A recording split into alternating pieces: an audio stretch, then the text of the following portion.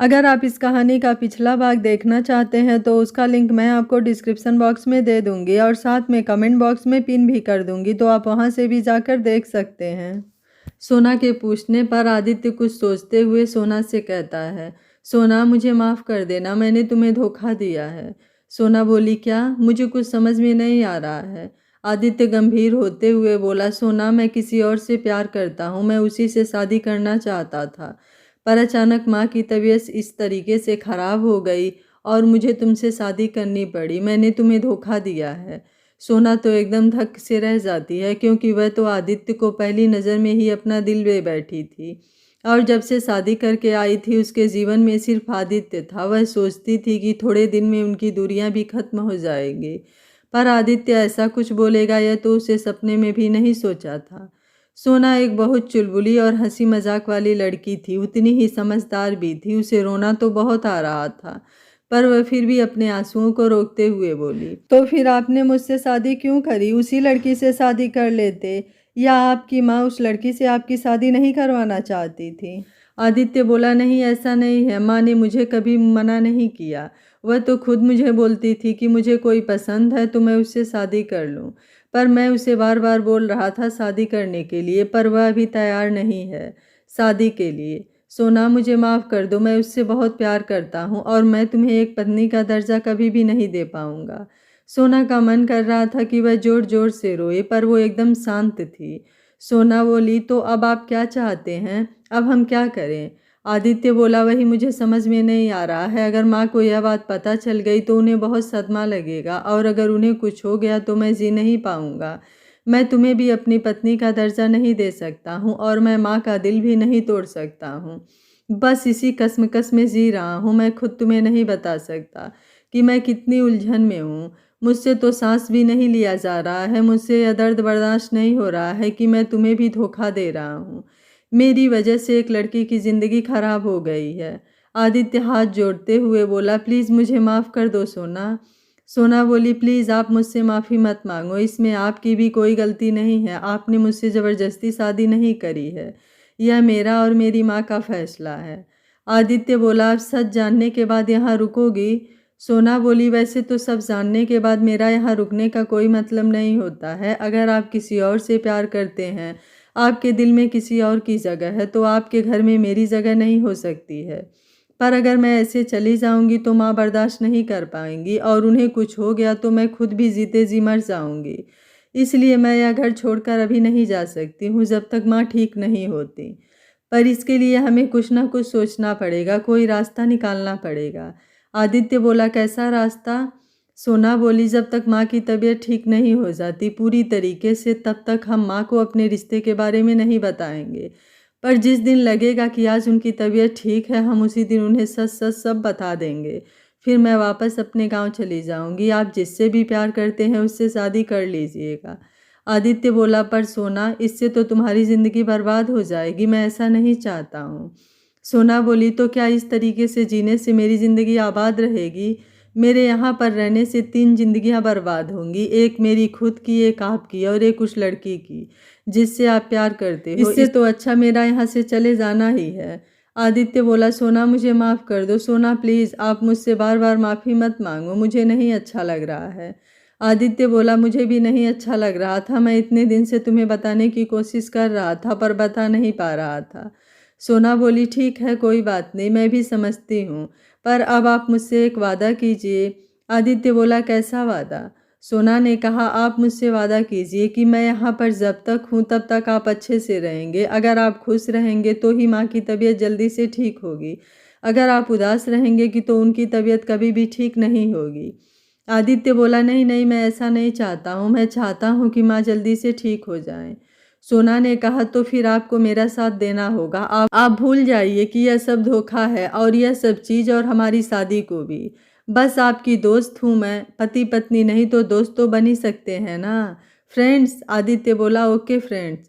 सोना बोली, आदित्य जी अब आप सो जाइए और आप अपने बर्ताव में चेंज लाइए, खुश रहिए ताकि जल्दी से माँ ठीक हो सके और हम उन्हें यह सच्चाई बता सकें। आदित्य खुश होते हुए बोला, थैंक यू सो मच, मेरे मन से बहुत बड़ा बोझ उतर दिया। मैं इतने दिनों से बोझ में जी रहा था। तुम बहुत अच्छी हो सोना, सही कहती है तुम्हारी माँ, तुम जहाँ जाती हो वहाँ खुशियाँ बांटती हो। तुमने मेरी और मेरी माँ की खुशी के लिए इतनी बड़ी कुर्बानी दी है, तुम्हारा ये एहसान मैं कभी भी नहीं भूल सकता। देखना तुम्हें अच्छा लड़का मिलेगा जो तुमसे इतना प्यार करेगा ना, जितना कोई भी नहीं कर सकता। तुम्हें ज़िंदगी में हर खुशी मिले जो तुम चाहो। तुम बहुत अच्छी हो, बहुत बहुत सबसे अच्छी। सोना बोली, बस बस ठीक है, अब इतनी तारीफें मत करो, नहीं तो मैं हवा में उड़ने लगूंगी। सोना की बात सुनकर आदित्य मुस्कुरा देता है। सोना आदित्य को देखकर बोली, आज कितने दिनों बाद आपके चेहरे पर मुस्कुराहट आई है। आदित्य बोला, वह भी तुम्हारी वजह से सोना। सोना ने कहा, अब इस मुस्कुराहट को कहीं जाने मत देना, आपकी यह मुस्कुराहट देखने के लिए आपकी माँ की सांसें चल रही है, प्लीज़ अपने पास ही रखिएगा। आदित्य बोला, ओके प्रॉमिस। सोना वहाँ से चली जाती है। आदित्य को अब अच्छा लगता है, वह सोना को सारी सच्चाई बता देता है। सोना अपने रूम में जाकर जल्दी से अपने बाथरूम में चली जाती है और शावर चालू करके जोर जोर रोती है। उसे इतना रोना आता है, ऐसा लग रहा था जैसे कि आज उसकी जान ही निकल गई थी। आज उसको इतनी तड़प महसूस हो रही थी जो आज तक कभी नहीं हुई। उसके दिल में इतना बेतहासा दर्द था जिसे वह किसी के सामने बयां नहीं कर सकती थी। सोना बाथरूम में बैठे बैठे रोती है। आज उसे आदित्य की चुप्पी का कारण पता चला था। आदित्य का किसी और से प्यार करना उससे बर्दाश्त नहीं हो रहा था। आज उसका दिल टूट गया था। सोना अभी 17 साल की थी। इस उम्र में प्यार आकर्षण होना जायज़ बात है। उसका दिल दुखा था और उसका दर्द बहुत ज़्यादा है। कहते हैं ना, मासूम और कच्चा दिल है, टूटेगा तो दर्द ज़्यादा होगा। एक लड़की जो 17 साल की है, जिसने प्यार मोहब्बत को कभी देखा नहीं, कभी सुना नहीं, जिसके जीवन में कभी कोई नहीं आया, और फिर जो आया वह किसी और की अमानत निकला। यह दर्द उससे बर्दाश्त नहीं हो रहा था, पर अब कर भी क्या सकते हैं। प्यार पर किसी का बस नहीं चलता था। वह आदित्य से प्यार करती थी और आदित्य किसी और से प्यार करता था। बहुत देर तक रोने के बाद कपड़े बदल कर चुपचाप सो जाती है। इतना रोने की वजह से उसे नींद आ जाती है। सुबह उसके चेहरे पर उदासी रहती है, पर वह गीता और अनुराधा जी को देखकर छुपा लेती है और हंसते मुस्कुराते हुए खिलखिलाती उनके सामने जाती है। आदित्य उसे देखकर खुश होता है। उसे डर लग रहा था कि शायद सोना को बहुत बुरा लगेगा, पर सोना को मुस्कुराता देख उसे लगता है कि इससे सोना को कोई फर्क नहीं पड़ा, वो तो खुश है। पर सोना के दिल में क्या चल रहा था यह तो सोना ही जानती थी। सब उसे एक अल्हड़ पागल लड़की कहते थे। एक पागल और बातूनी लड़की के पीछे एक समझदार लड़की थी जो अपना दर्द छुपाए बैठी थी। आदित्य भी अपनी माँ को धीरे धीरे से डाइनिंग टेबल पर उनके साथ में नाश्ता करवाने के लिए लाता है। आदित्य, सोना, अनुराधा जी सब साथ में बैठकर नाश्ता करते हैं। आदित्य सोना से खुलकर बात करता है। सोना तो अपने नेचर के अनुसार सबसे हंस हंस करके ही बात करती है। दोनों को इस तरह खुश देखकर अनुराधा जी के मन में संतोष होता है। ऐसे ही दिन बीते जा रहे थे। अनुराधा जी की तबीयत भी अब धीरे धीरे सुधर रही थी। सोना और आदित्य की दोस्ती भी गहरी होती जा रही थी। आदित्य उसे शालिनी, यानी कि जो आदित्य की गर्लफ्रेंड है, उसके बारे में बताता है। उसे सुनकर बुरा लगता था, पर वह कभी जाहिर नहीं होने देती थी। आदित्य सोना से अपने दिल की हर एक बात बताता था। वो खुश था कि उसे कोई बेस्ट फ्रेंड मिल गई है और सोना आदित्य की खुशी में ही खुश हो जाती है। एक दिन आदित्य सोना से बोला, सोना, मैं चाहता हूँ कि तुम आगे की पढ़ाई करो। जब मैं तुम्हारे घर आया था तब मैंने देखा था कि तुम्हारे रूम में डॉक्टर्स की पिक्चर लगे हुए थे। डॉक्टर्स का बच्चों वाला सेट भी देखा था मैंने तुम्हारे रूम में। सोना बोली, हाँ, वो मैं बचपन से ही डॉक्टर बनना चाहती थी। मुझे कॉलेज जाना था, पर माँ ने मुझे कॉलेज जाने के लिए मना कर दिया क्योंकि वो नहीं चाहती थी कि मैं शहर में अकेली रहूं। आदित्य बोला, पर अब तो तुम शहर में ही रहती हो, तो तुम अब अपनी पढ़ाई क्यों नहीं शुरू करती हो। सोना बोली, पर कितने दिन। धीरे धीरे माँ जी की तबीयत ठीक हो रही है, फिर हम उन्हें अपने बारे में सब सच बता देंगे, तब तो मुझे यहाँ से जाना ही है। आदित्य को सोना की जाने वाली बात का बुरा लगता है। आदित्य बोला, हाँ तो चले जाना, मैंने कहाँ रोका है, पर कम से कम तुम अपनी पढ़ाई तो कर सकती हो ना। तुमने मेरे लिए इतना कुछ किया है, मैं भी अब तुम्हारे लिए कुछ करना चाहता हूँ। मैं कल ही तुम्हारे कॉलेज में एडमिशन के लिए बात करूँगा। सोना बोली, नहीं नहीं, उसकी ज़रूरत नहीं है। आदित्य झूठा गुस्सा करते हुए अपने दोनों हाथ कमर पर रखते हुए बोला, मैं तुम्हारा पति हूँ और मैं जो बोलूँगा वह तुमको करना है। भूलो मत, हम अभी भी पति पत्नी हैं और मैं जैसा बोलूँगा वैसा तुमको करना है। आदित्य के ऐसे बात करने से सोना को बहुत अच्छा लगता है, पर अगले ही पल याद आ जाता है कि यह बस कुछ दिनों की बात है, फिर वो यहाँ से चली जाएगी। सोना बोलती है, नहीं नहीं आप ऐसा कुछ भी मत करना, मैं नहीं करूँगी। आदित्य बोला, नहीं तुमको करना पड़ेगा। सोना बोलती है, नहीं मैं नहीं करूँगी। ऐसे हाल में बैठे बैठे दोनों झगड़ा करने लगते हैं। अनुराधा जी बोली, अरे क्या हो गया, क्यों झगड़ रहे हो? सोना बोली, देखो ना माँ, ये मेरे साथ में ज़बरदस्ती कर रहे हैं। अनुराधा जी आश्चर्य से, क्या? आदित्य बोला, अरे नहीं मैं ज़बरदस्ती, अरे नहीं नहीं, मतलब यह है कि सोना डॉक्टर बनना चाहती थी, उसका बचपन से सपना था कि वह डॉक्टर बने। तो मैं बोल रहा हूँ कि अब अपनी पढ़ाई पूरी कर ले, अब आपकी तबीयत भी ठीक है, तो यह मना कर रही है। अनुराधा जी बोली, ये तो गलत बात है सोना बेटा, डॉक्टर बनना चाहती हो तो तुम अपनी पढ़ाई क्यों नहीं कर रही हो? सोना बोली, चाहती थी पर अब नहीं बनना चाहती हूँ। आदित्य बोला, माँ ये झूठ बोल रही है, इसे कुछ आता जाता नहीं है, इसलिए बहाने बना रही है। सोना बोली, मुझे सब आता है, आपको पता है पूरे गांव में मैं अकेली लड़की हूँ जिसने 12वीं पास करी है, वो भी फर्स्ट डिवीज़न। आदित्य बोला, अच्छा तो मैं कैसे मान लूँ कि तुम इतनी इंटेलिजेंट हो? अगर इतनी इंटेलिजेंट हो तो मुझे डॉक्टर बनकर दिखाओ। सोना बोली, वो तो मेरा बचपन का। इतना बोलते ही वो रुक जाती है। अनुराधा जी बोली, बेटा जब तुम्हारा यह सपना है तो तुम क्यों नहीं अपनी पढ़ाई पूरी करती हो? मेरी चिंता मत करो, मैं ठीक हूँ। यहाँ इतने लोग हैं मेरा ध्यान रखने को, और वैसे भी तुम कॉलेज जा रही हो, घर छोड़कर नहीं, शाम को तो वापस आ ही जाओगी। अनुराधा जी की बात सुनकर सोना और आदित्य दोनों को ही बुरा लगता है।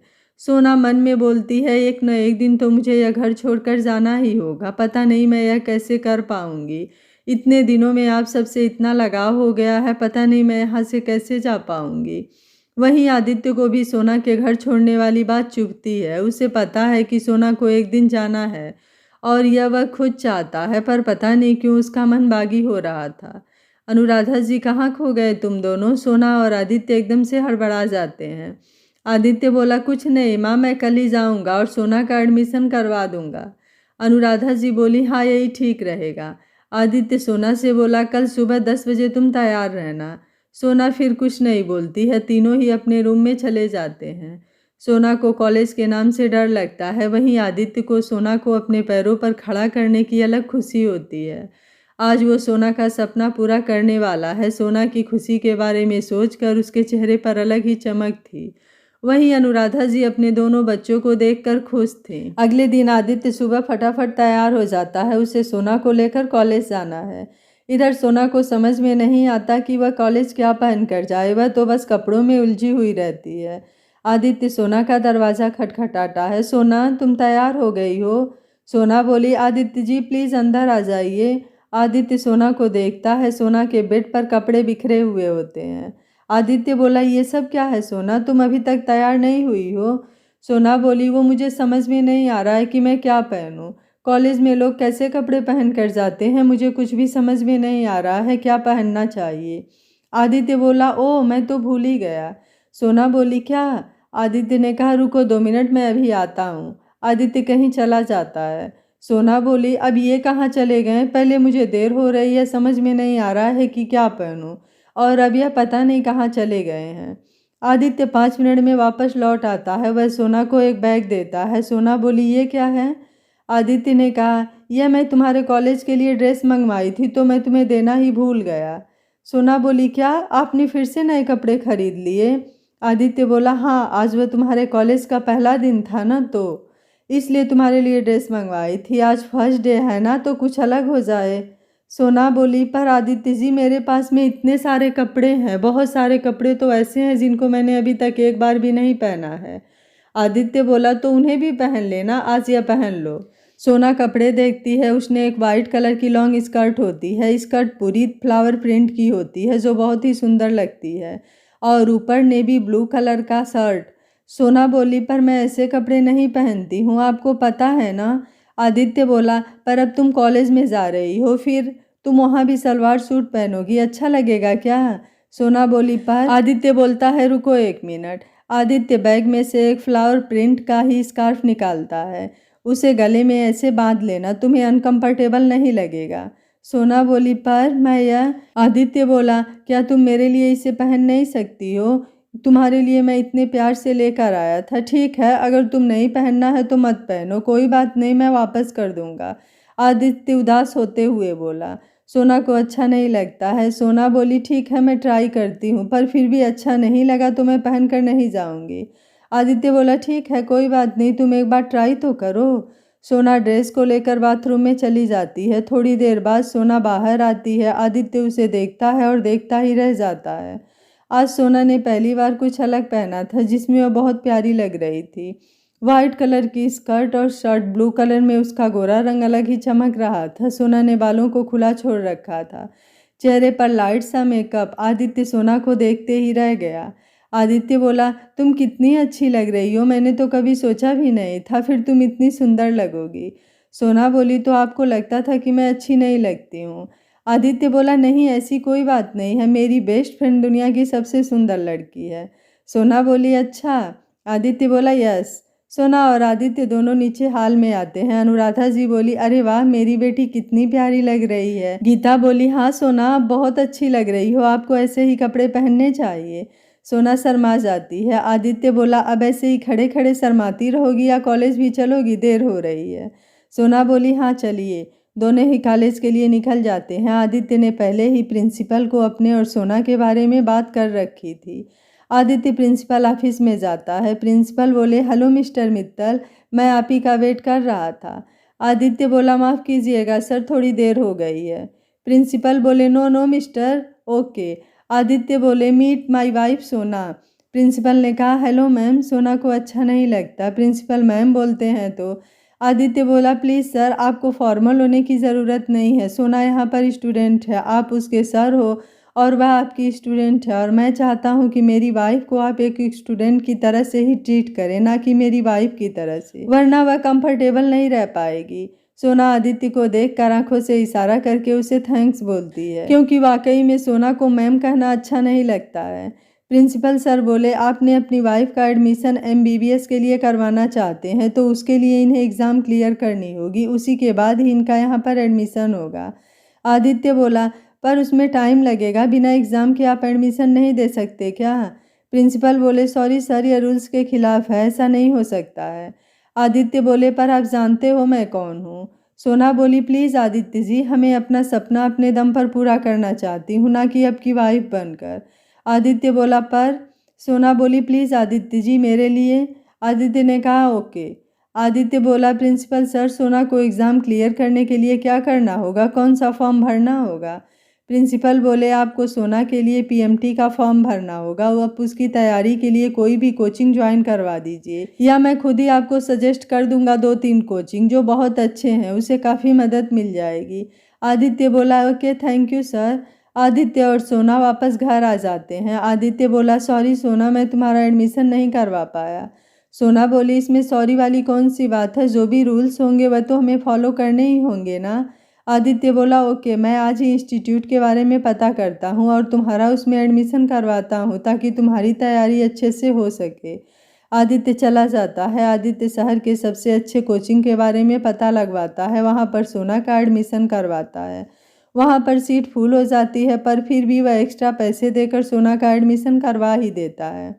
आदित्य सोना को कॉल करता है कल से तैयार रहना, सुबह 8 बजे से क्लास है। सोना बोली कल से ही? आदित्य बोला हाँ कल से ही, अब ज़्यादा टाइम बचा नहीं है, तुम्हें कैसे भी करके फर्स्ट अटेम्प्ट में ही अपना एग्ज़ाम क्लियर करना है, मुझे तुम्हें डॉक्टर बनते देखना है।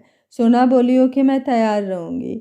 आदित्य सोना को ड्रॉप करने जाता है और ड्रॉप करके ऑफिस निकल जाता है। अब उसका डेली रूटीन हो जाता है, मॉर्निंग में सोना को ड्रॉप करके ही ऑफिस जाता है। दिन में अगर फ्री होता है तो खुद ही लेने चला जाता है या फिर ड्राइवर को भेज देता है। ऐसे ही दिन निकलते जा रहे थे। सोना की पढ़ाई भी बहुत अच्छी चल रही थी। आदित्य रोज़ शाम को आकर सोना से उसकी पढ़ाई के बारे में पूछता था, उसके नोट चेक करता था। आदित्य और सोना की बॉन्डिंग भी बहुत अच्छी होती जा रही थी। एक दिन आदित्य रात में घर पर नहीं आता। सोना की उसकी बहुत टेंशन होती है क्योंकि आदित्य रोज़ 8 बजे तक आ जाता था। सब साथ में खाना खाते हैं, आज खाने के टाइम पर नहीं आता है। वो अनुराधा जी को तो बोल देती है कि उनको ऑफिस में काम है, लेट आएंगे, ताकि उनकी चिंता न करें, पर उसका खुद का मन नहीं लगता है। सोना के मन में ख्याल आता है कि कहीं शालिनी के साथ तो नहीं है, नहीं पर होते तो मुझे फ़ोन कर देते। वो आदित्य के फ़ोन पर बार बार कॉल करती है पर फ़ोन नहीं लगता है। रात के 12 बज जाते हैं। आदित्य अभी तक घर नहीं आता है। फिर उसके फ़ोन पर आदित्य के नंबर से कॉल आता है। जल्दी से वो फ़ोन उठाती है तो सामने से एक आदमी बोलता है, सोना आप कौन हैं? यह फ़ोन आदित्य जी का है। वो आदमी बोला, ये जिसका फ़ोन है उस व्यक्ति का एक्सीडेंट हो गया है और यहाँ सिटी हॉस्पिटल में एडमिट है। आप जल्दी से यहाँ आ जाइए। सोना बहुत घबरा जाती है। उसे कुछ समझ में नहीं आता है। वह फटाफट नीचे जाती है। उसे समझ में नहीं आता है कि वह क्या करे, किसकी हेल्प ले। फिर वह टैक्सी लेकर सिटी हॉस्पिटल पहुंच जाती है। सोना रिसेप्शनिस्ट से आदित्य के बारे में पूछती है। वो आदित्य के बारे में बताते हैं। वह फटाफट दौड़कर आदित्य के पास जाती है। डॉक्टर आदित्य का इलाज कर रहे होते हैं। बाहर एक आदमी खड़ा होता है। सोना बोली, आपने मुझे आदित्य जी के फ़ोन से कॉल किया था? वह आदमी बोला, जी हाँ, मैं रास्ते से जा रहा था, इनके कार का एक्सीडेंट हो गया था, मैं ही इन्हें यहाँ पर लेकर आया हूँ। उनके सिर में गहरी चोट लगी है और शायद डॉक्टर कह रहे हैं कि उनका हाथ भी फ्रैक्चर है। सोना और घबरा जाती है। वैसे आप कौन हैं? सोना बोली, जी मैं उनकी पत्नी। वो आदमी बोला, अच्छा तो अब मैं निकलता हूँ, आप आ गई हैं तो। तभी वहाँ एक और लड़की आती है जिसने शॉर्ट जीन्स पहन रखी होती है और ऊपर हाफ शोल्डर्स का टॉप पहना है। उसका रंग गोरा था। देखने में वह सुंदर तो थी पर एटीट्यूड उसके फेस से झलक रहा था। वह आदमी के पास आती है, तुम आदित्य को यहाँ लेकर आए हो? तो यह थी मिस शालिनी गुप्ता। शालिनी के पास वैसे तो कुछ है नहीं, बस आदित्य के पैसों का घमंड है। जिस घर में रहती है वो भी आदित्य का, यहाँ तक कि जो अभी कपड़े भी पहने हैं वो भी आदित्य ने ही दिलवाए हैं।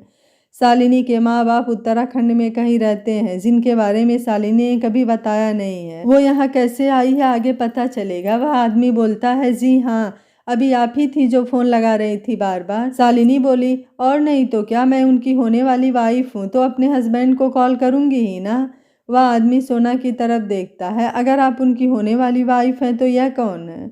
वह सोना के सामने मुंह बिगाड़ते हुए, तुमको क्या लगता है यह आदित्य मित्तल की वाइफ कहलाने लायक है? उनकी वाइफ मेरी तरह होनी चाहिए। यह एक सड़क छाप लड़की है जो मेरे आदित्य के पीछे पड़ी हुई है।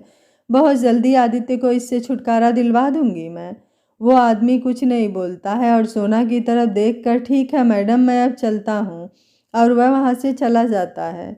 शालिनी बोली सोना से, तो तुम वो लड़की हो जिसने मेरे आदित्य से शादी करी है? तुमने सोच भी कैसे लिया कि तुम्हारे जैसे अनपढ़ गंवार गांव की लड़की आदित्य की वाइफ कहलाने लायक है? तुम आदित्य के स्टैंडर्ड को जानती हो? आदित्य कितना रईस है, कितने बड़े बड़े लोगों के बीच में उसका उठना बैठना है, और तुम जैसी गंवार लड़की के कारण उसका सारा स्टैंडर्ड खराब हो जाएगा। सोना शालिनी को कुछ नहीं कहती है क्योंकि वह जानती है कि आदित्य शालिनी से प्यार करते हैं और वैसे भी उसे आदित्य की चिंता होती है। उसे शालिनी की बातों से कोई खास फर्क नहीं पड़ता है। डॉक्टर बाहर आते हैं। शालिनी सोना को साइड में ढकेलते हुए, डॉक्टर अब आदित्य कैसा है? डॉक्टर बोला, अब खतरे से बाहर है। उनके सिर पर गहरी चोट और हाथ में फ्रैक्चर भी हुआ है। हमने अभी बेहोशी का इंजेक्शन दिया है, वह अभी बेहोश है। शालिनी बोली, तो आदित्य को होश कब तक आएगा?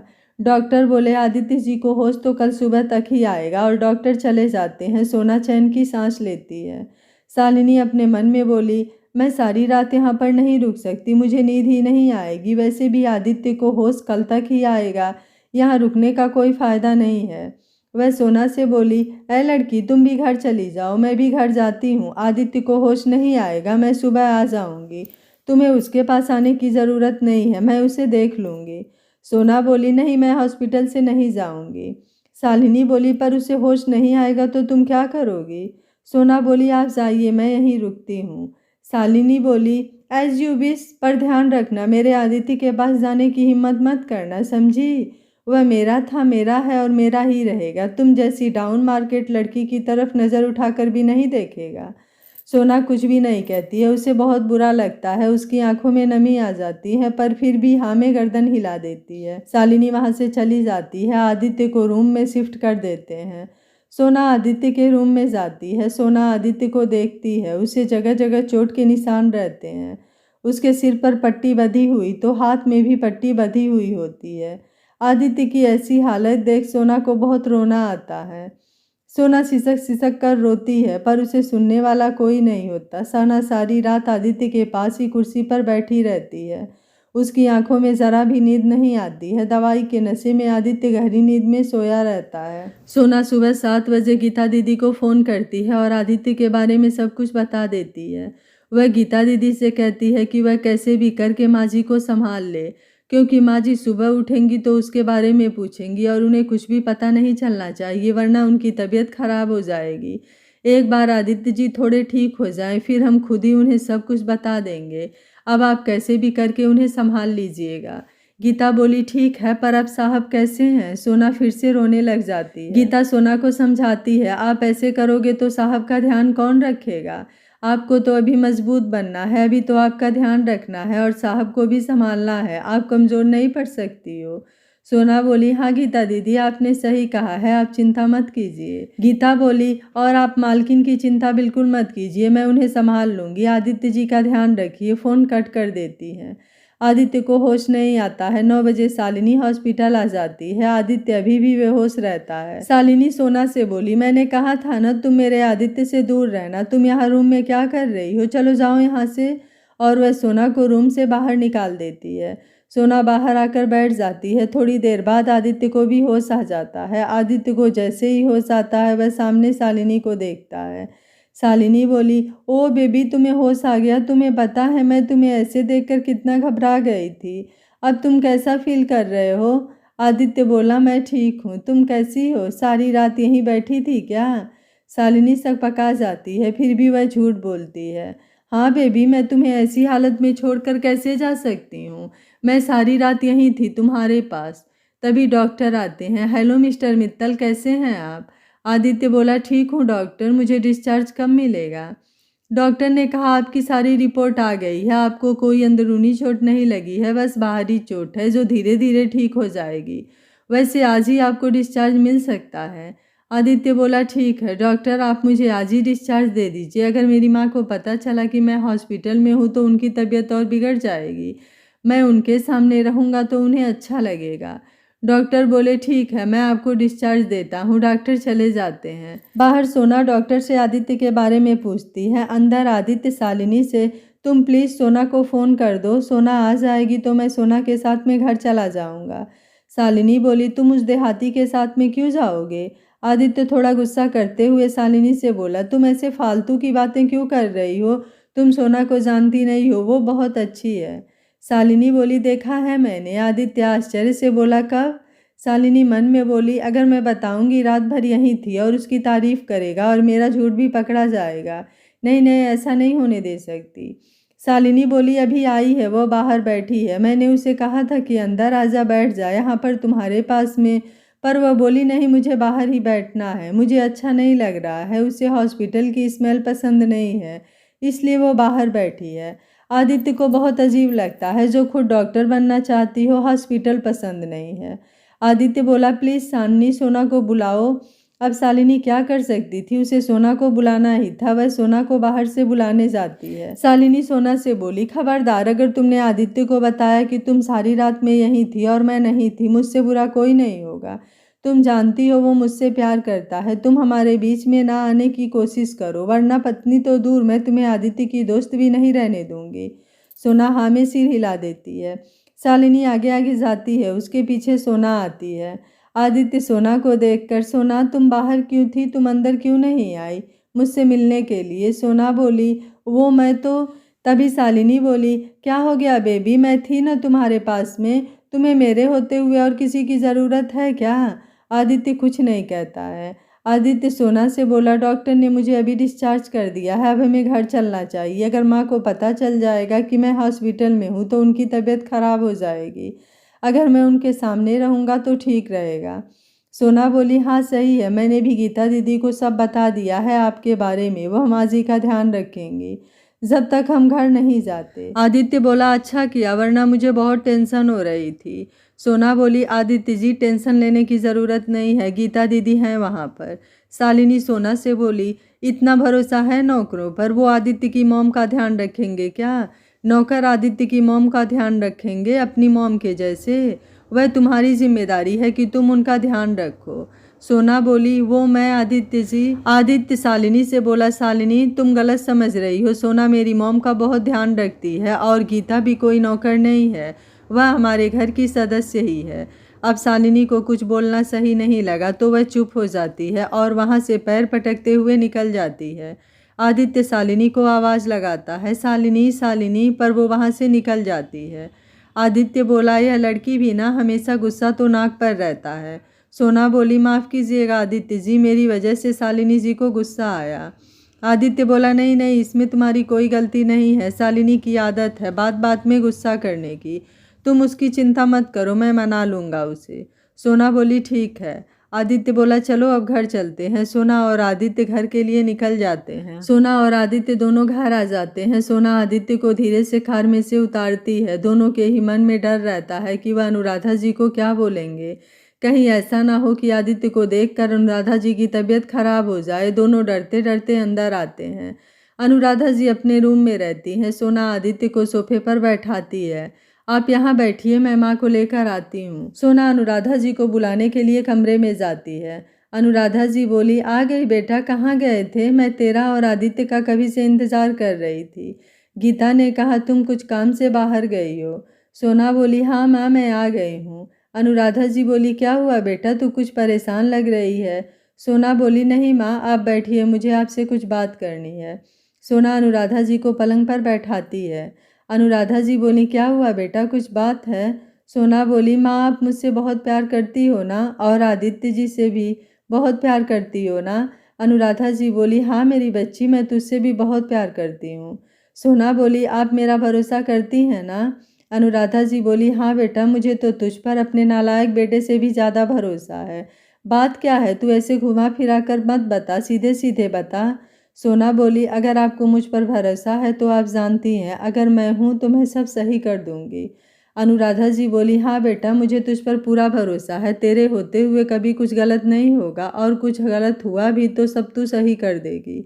सोना बोली, थैंक यू माँ, आप मुझ पर इतना भरोसा करती हैं। मुस्कुराते हुए अनुराधा जी बोली, अब बता क्या हुआ?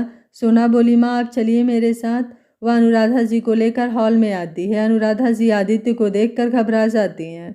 अनुराधा जी बोली, ये क्या हुआ है, ये इतनी चोट कैसे लगी? तू कहाँ गिर गया था, क्या हुआ तुझे?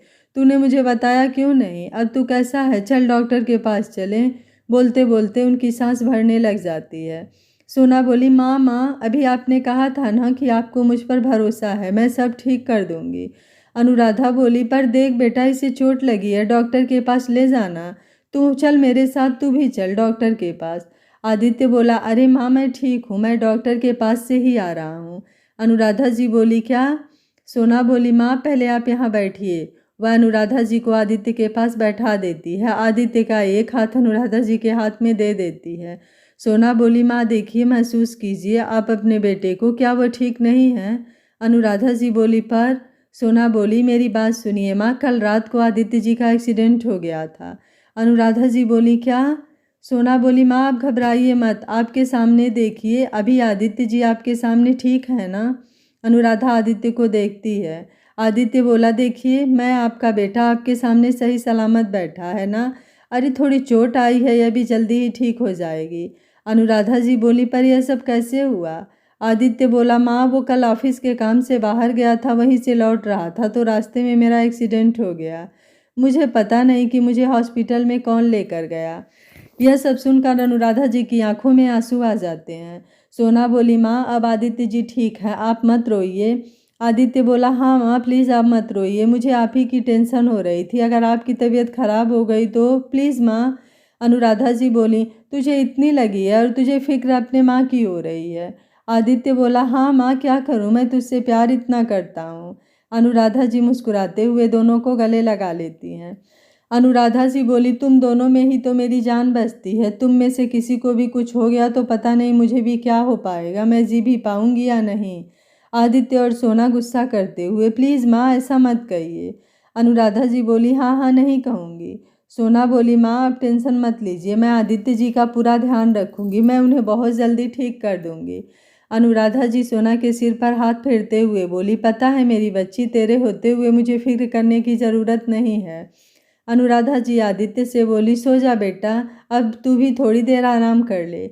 आदित्य, आपकी तबीयत तो ठीक है ना? आप टेंशन मत लेना, मैं बिल्कुल ठीक हो जाऊंगा। सोना, हाँ माँ, चिंता करने की कोई बात नहीं है। डॉक्टर ने कहा है कि आदित्य जी की सारी रिपोर्ट नॉर्मल है, बस बाहर ही चोट है जो थोड़े दिनों में ठीक हो जाएगी। अनुराधा जी बोली, माँ होना चिंता तो होती ही है। सोना बोली, पर माँ आपकी तबीयत। अनुराधा जी बोली, इतनी भी चिंता नहीं हो रही है कि मेरी तबीयत खराब हो जाए, तुम चिंता मत करो मेरी। तुम आदित्य का ध्यान रखो, उसे रूम में लेकर जा। आदित्य बोला, नहीं मैं चला जाऊंगा। सोना, तुम माँ का ध्यान रखो। तभी गीता आती है, अब आप दोनों जाओ, मैं मालकिन का ध्यान रख लूँगी। वैसे भी सोना दी, आप भी रात भर से सोई नहीं है, थोड़ा आप भी आराम कर लीजिए। आदित्य सोचते हुए बोला, सोना को मेरी जब इतनी फिक्र थी तो वह रात में हॉस्पिटल क्यों नहीं आई? आदित्य सोचते हुए, सोना को जब मेरी इतनी फिक्र थी तो वह रात में हॉस्पिटल क्यों नहीं आई? शालिनी रात भर मेरे पास में थी, मैं चाहता था कि सोना भी आए। शायद मैं कुछ ज़्यादा ही एक्सपेक्ट कर रहा हूँ। अपना सिर झटक कर ऊपर रूम में जाता है। सोना उसका हाथ पकड़कर धीरे से रूम में ले जाती है और आदित्य को सहारा देकर बेड पर लिटा देती है। सोना बोली, आदित्य जी आपको और कुछ चाहिए? आदित्य बोला, नहीं सोना, अब तुम भी जाकर थोड़ा आराम कर लो। सोना बोली, नहीं मैं ठीक हूँ। आदित्य बोला, नहीं प्लीज़ तुम भी थोड़ा सा फ्रेश हो लो, तो थकी थकी लग रही हो। सोना बोली, ठीक है, बोलकर वो चली जाती है। आदित्य को बुरा लगता है कि सोना उसे छोड़कर चली गई। सोना अपने रूम में आती है और कपड़े लेकर फटाफट नहा धोकर तैयार होकर वापस आदित्य के रूम में जाती है। आदित्य अपने रूम में सो चुका है। सोना बेड के पास ही सोफे पर बैठ जाती है। थोड़ी देर में बैठे बैठे उसे वहीं सोफे पर नींद आ जाती है। सोना भी रात भर में हॉस्पिटल में 1 मिनट के लिए भी उसे नींद नहीं आई थी, तो बहुत थकी हुई रहती है। दोनों गहरी नींद में सो जाते हैं। दोपहर का टाइम हो जाता है पर दोनों की ही नींद नहीं खुलती है। थोड़ी देर बाद आदित्य की नींद खुलती है। वह नींद में कसमसाते हुए आंखें खोलता है तो देखता है कि सोना उसी के रूम में सोफे पर लेटी हुई है। सोना को देखकर उसके चेहरे पर मुस्कुराहट आ जाती है। वहीं सोना आराम से सोफे के ऊपर सोई होती है, पर उसने कुछ ओढ़ नहीं रखा था, उसे ठंड लगती है। आदित्य देखता है कि सोना अपने आप में ही सिकुड़ी हुई सोई रहती है। आदित्य धीरे धीरे उठने की कोशिश करके सोना के पास जाता है। वह सोना को ब्लैंकेट उड़ाने जाता है, जिससे उसके हाथ में तेज दर्द होता है और उसकी चीख निकल जाती है। आदित्य की आवाज़ सुनकर सोना एकदम से हड़बड़ा कर उठ जाती है। सोना बोली, आदित्य जी क्या हुआ? आप यहाँ क्यों हैं और आप इस तरह से चीखे क्यों? आदित्य बोला, वो मैं तुम्हें ब्लैंकेट की ओर इशारा करते हुए। सोना बोली, आदित्य जी प्लीज़ आप बेड पर लेट जाइए, अभी आपकी तबीयत ठीक नहीं है। आदित्य बोला, पर सोना। सोना आदित्य को आंखें दिखाते हुए, मैंने कहा ना आप लेट जाइए, चलिए। और सोना आदित्य को वापस बेड पर लिटा देती है। आदित्य, सोना पर मुझे फ्रेश होना है, मुझे अच्छा नहीं लग रहा है। सोना बोली, ठीक है चलिए बाथरूम में। आदित्य बोला है, अच्छा अब तुम मुझे नहलाओगी? सोना आंखें दिखाते हुए बोली, मैं आपको बाथरूम तक लेकर जा रही हूँ, फिर आपको जो करना है वो आपकी मर्जी है। आदित्य मुस्कुराते हुए बोला, कोई अपने मरीज को ऐसे छोड़ता है क्या? सोना बोली, हाँ हाँ हाँ हाँ, वेरी फनी। आदित्य बोला, पर मैं मजाक नहीं कर रहा हूँ, एक हाथ से मैं कैसे नहाऊंगा, मुझसे तो यह शर्ट भी खोली नहीं जाएगी। सोना बोली, हाँ यह तो सही है। सोना आदित्य के शर्ट की बटन खोलती है। सोना को बहुत अजीब लगता है, उसकी धड़कन तेजी से बढ़ती है, उसका दिल जोरों से धड़कने लगता है। आदित्य भी प्यार तो शालिनी से करता था, पर सोना का उसके साथ होना, उसके करीब रहना उसे अच्छा लग रहा था। सोना आदित्य की शर्ट निकाल देती है। इस समय दोनों ही थोड़ा अनकंफर्टेबल महसूस करते हैं। आदित्य सोना को बोला, एक काम करो, तुम रहने दो, मैं कर लूँगा। सोना बोली, आदित्य जी आप नहीं कर पाएंगे, आपके हाथ में पहले ही फ्रैक्चर है, अगर गीला हो गया तो प्रॉब्लम हो जाएगी। कोई बात नहीं, मैं कर दूंगी। सोना हैंड शावर से आदित्य को नहाने में मदद करती है। आदित्य टॉवल से अपने आप को पोंछने की कोशिश करता है, पर वह एक हाथ से नहीं कर पाता, टॉवल नीचे गिर जाता है। सोना बोली, रहने दीजिए आदित्य जी, मैं करती हूँ। सोना आदित्य का सिर पोंछती है। आदित्य का गीला शरीर सोना की धड़कनों को बढ़ाता है। सोना आज पहली बार आदित्य के इतने करीब थी। आदित्य की करीबी उसे बेचैन कर रही थी। सोना आदित्य की ओर खींची चली जा रही थी। उसकी धड़कन इतनी तेज थी जिसे आदित्य भी सुन पा रहा था। वही हाल आदित्य का भी था। उसने कभी सोना को इतने करीब से नहीं देखा था। वह चाह कर भी सोना से नज़र नहीं हटा पा रहा था। वैसे उसने कभी सोना को उस नज़र से नहीं देखा था। पर आज उसकी करीबी उसे भी बेचैन कर रही थी। सोना दिखने में बहुत खूबसूरत है और उसकी मासूमियत और उसका केयरिंग नेचर, यह सब कुछ मिलाकर उसे और भी खूबसूरत बनाता है। न चाहते हुए भी आदित्य सोना की तरफ खिंचा चला जा रहा है। तभी सोना का पैर फिसलता है। आदित्य उसे एक हाथ से अपनी बाहों में जकड़ लेता है। सोना के हाथ आदित्य के सीने पर लग जाते हैं। दोनों एक दूसरे के बेहद करीब थे और एक दूसरे की आंखों में खो जाते हैं। बहुत देर तक ऐसे ही एक दूसरे की आंखों में खोए रहते हैं। तभी गीता की आवाज़ आती है। सोना, आप उठ गई हैं क्या? दोनों ही गीता की आवाज़ से होश में आते हैं। सोना आदित्य से छूटकर बाथरूम से सीधा दरवाजे तक आती है। सोना बोली, हाँ गीता दीदी, हम उठ गए, बस हम नीचे आ रहे हैं। गीता बोली, सोना उसकी कोई ज़रूरत नहीं है, मैं साहब और आपका खाना ऊपर ही भिजवा रही हूँ, आप साहब को खाना खिला देना। सोना बोली, पर मैं वो। गीता बोली, साहब की तबीयत ठीक नहीं है, अब आपको ही ध्यान रखना है, बार बार ऊपर नीचे तो नहीं कर सकते हैं ना। सोना बोली, हाँ ठीक है, आप भिजवा दीजिए। आदित्य बाथरोब पहनकर बाहर आता है। दोनों ही एक दूसरे से नज़रें चुराते हैं। सोना बोली, 1 मिनट, मैं आपके कपड़े लेकर आती हूँ। आदित्य बोला, रहने दो, मैं इसमें ही ठीक हूँ। सोना बोली, अब आप दिन भर तो इसे पहनकर नहीं रह सकते ना। आदित्य कुछ नहीं बोलता है। सोना आदित्य के क्लोजेट से कपड़े लेकर आती है। आदित्य अपना वार्डरोब उतार देता है, जिसे उतारने में उसे बहुत मुश्किल आती है और हाथ दर्द भी हो जाता है। वह दर्द उसके चेहरे पर साफ झलकता है। सोना दौड़कर आदित्य के पास आती है। आप रहने दीजिए आदित्य जी, मैं करती हूँ। आदित्य बोला, नहीं, मैं कर लूँगा। सोना बोली, अगर आप कर सकते तो आपके चेहरे पर यह दर्द नहीं झलकता, लाइए मुझे करने दीजिए। सोना धीरे से आदित्य का बाथरोब उतारती है और उसे शर्ट पहनाती है। शर्ट पहनाते हुए उसके हाथ आदित्य की पीठ से टच कर जाते हैं, जिससे उसके शरीर में एक अजीब सी सिहरन दौड़ती है। यह अजीब एहसास आदित्य को भी होता है। दोनों ही फिर से अनकंफर्टेबल हो जाते हैं। सोना जैसे तैसे अपनी धड़कनों को काबू करके आदित्य को शर्ट पहनाती है।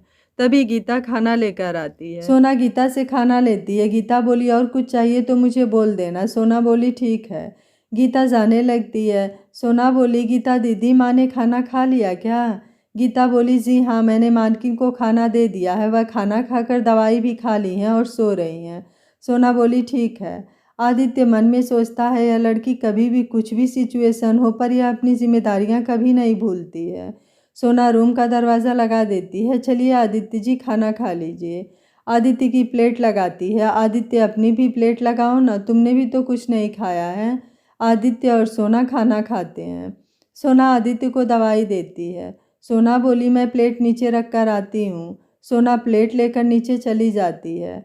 आदित्य अपने आप से बोलता है, आदित्य ये तू क्या कर रहा है? तू शालिनी से प्यार करता है, तू सोना के इतने करीब नहीं जा सकता। तू पागल हो गया है क्या? यह गलत है, सोना के साथ भी और शालिनी के साथ भी। पर मैं क्या करूं? सोना की करीबी मुझे पागल कर रही थी। मुझे समझ में नहीं आ रहा है कि मैं क्यों उसकी तरफ इतना खिंचा चला जा रहा हूं। आज तक मैंने शालिनी के अलावा किसी लड़की को आंख उठाकर भी नहीं देखा, पर सोना का पास होना मुझे इतना क्यों इफ़ेक्ट कर रहा है, मुझे समझ में नहीं आ रहा है। आदित्य बोला, नहीं नहीं, यह गलत है, मैं सिर्फ शालिनी से प्यार करता हूँ। सोना बस मेरी एक अच्छी दोस्त है। वहीं सोना भी अपने रूम में आकर रोती है। आदित्य की करीबी उसे बहुत सुकून देती है, उसे बहुत अच्छा लगता है, पर वही उसे अगले पल याद आता है कि आदित्य शालिनी से प्यार करता है। यह सोचकर सोना का दिल तड़प उठता है। सोना अपने आप को संभालती है।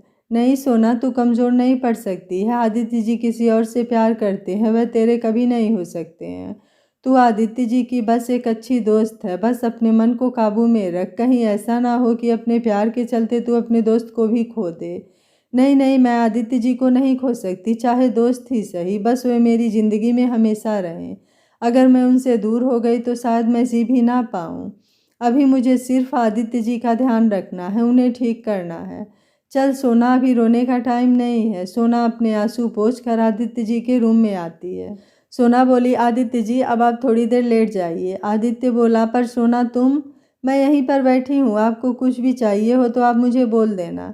सोना अपने रूम से अपनी किताबें आदित्य के रूम में लाती है और सोफे पर बैठकर पढ़ने बैठ जाती है।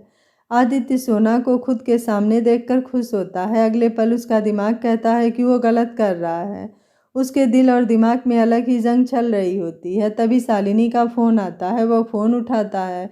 शालिनी बोली, हेलो बेबी, कैसे हो तुम, कैसी तबीयत है तुम्हारी? आदित्य बोला, मैं ठीक हूँ, तुम कैसी हो? तुम रात भर हॉस्पिटल में थी, कहीं तुम्हारी तबीयत तो खराब नहीं हुई ना? शालिनी बोली, नहीं बेबी, मैं बिल्कुल ठीक हूँ।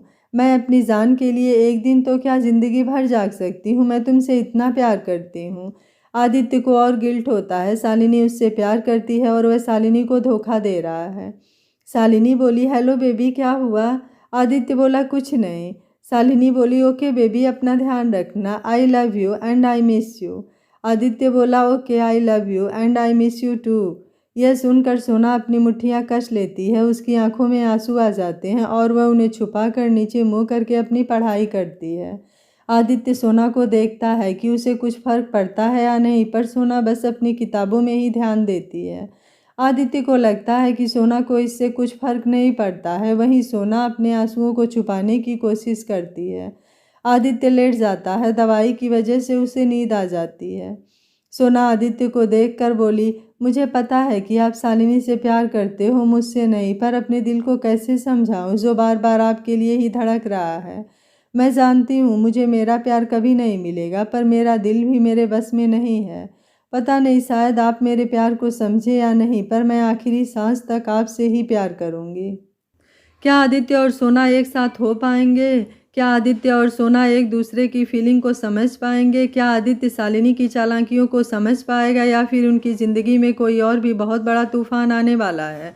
उनकी ज़िंदगी आगे क्या मोड़ लेगी? इन सवालों का जवाब जानने के लिए देखते रहिए कहानी का अगला भाग। अगर आपको कहानी अच्छी लग रही है तो वीडियो को लाइक, शेयर एंड चैनल को सब्सक्राइब कर लीजिएगा। Thank you for watching. मिलते हैं कहानी के अगले भाग में।